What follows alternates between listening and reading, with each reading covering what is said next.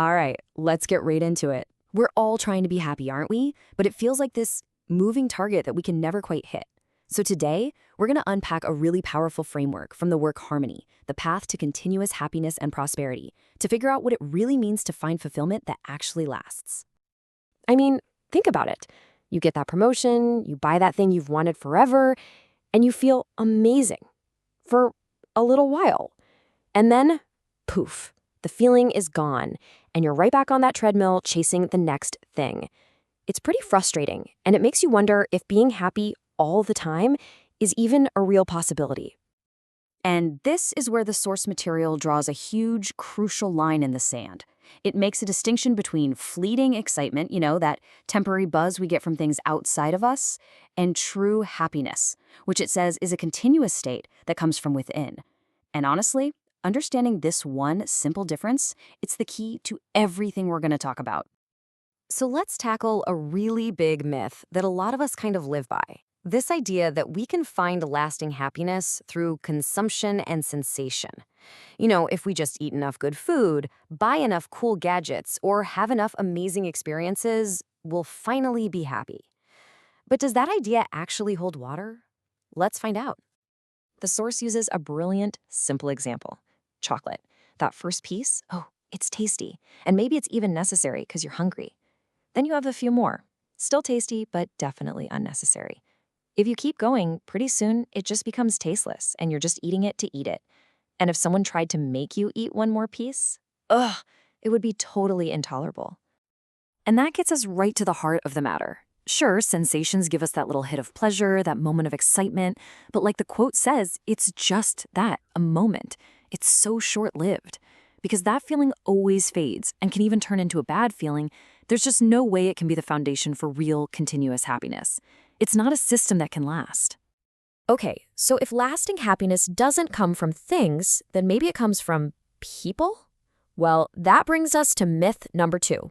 The belief that if we can just get enough praise, enough respect, enough likes, then we'll be happy. We've all been there, right? So let's play out a scenario. Imagine this. You bought a great new outfit, you're feeling good, you walk into a party, and deep down, you're really hoping people notice. That someone will say something nice. Your entire mood for the night kind of feels like it's riding on what other people think. And this shows you the problem perfectly.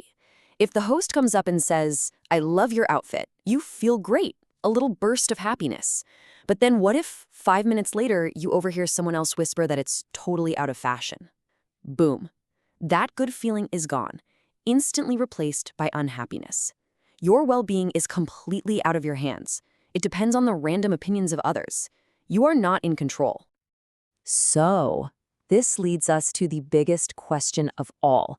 If we can't rely on external stuff or other people's validation for continuous happiness, then where on earth do we find it? What is the real source? Well, this is where the source suggests a really profound shift. It says that true happiness is all about what's happening inside you. It's about 2 states. On one side, you have harmony. That's when what I am, your current thoughts, your desires, your actions, lines up perfectly with what is naturally acceptable to you.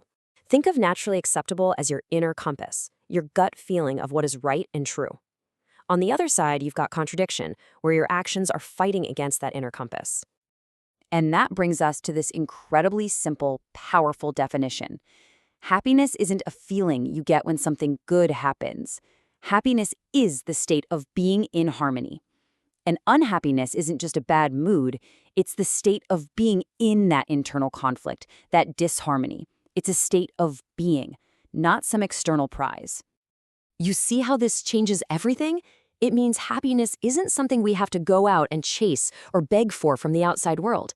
It's a definite state that we can actually understand and build inside ourselves just by resolving those internal contradictions and living in a way that feels true to us. Okay, so if happiness is harmony, that's great. But how do we actually do that? Well, it's not just a nice theory. The source lays out a very clear program, a roadmap for how to live in this state of harmony all the time. Let's break down the different levels it talks about. So the program says we need to build harmony on 4 different levels. It starts with the self, just you as an individual. Then it expands outward to your family. From there, it moves out again to your role in society. And finally, The biggest level, your connection with all of nature, with existence itself.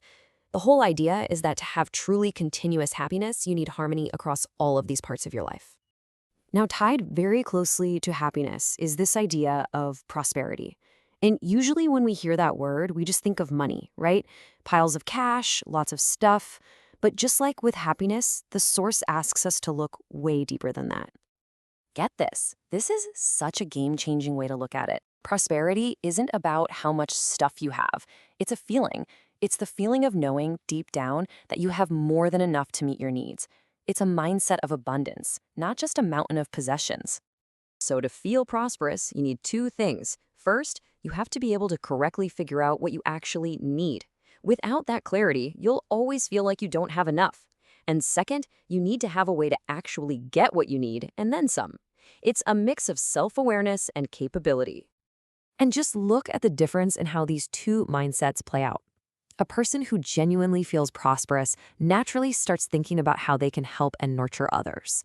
But a person who feels deprived, no matter how much they actually have, is always stuck on accumulating more, which can easily lead to exploiting people and resources. It's a totally different way of seeing the world. So, as we bring this all together, the single most important takeaway is this massive shift in focus. That endless, exhausting chase for happiness, that comes from confusing it with temporary, external excitement. The real path, the one that leads to lasting fulfillment, is an internal one. It's about building harmony inside yourself. And this isn't just an interesting idea, it's really an invitation to look inward. So I'll leave you with this to think about. What's one small contradiction in your life? One tiny area of disharmony where what you're doing doesn't quite line up with what feels right to you? What's one thing you could start to work on today? Because finding the answer might just be your first step on a whole new path.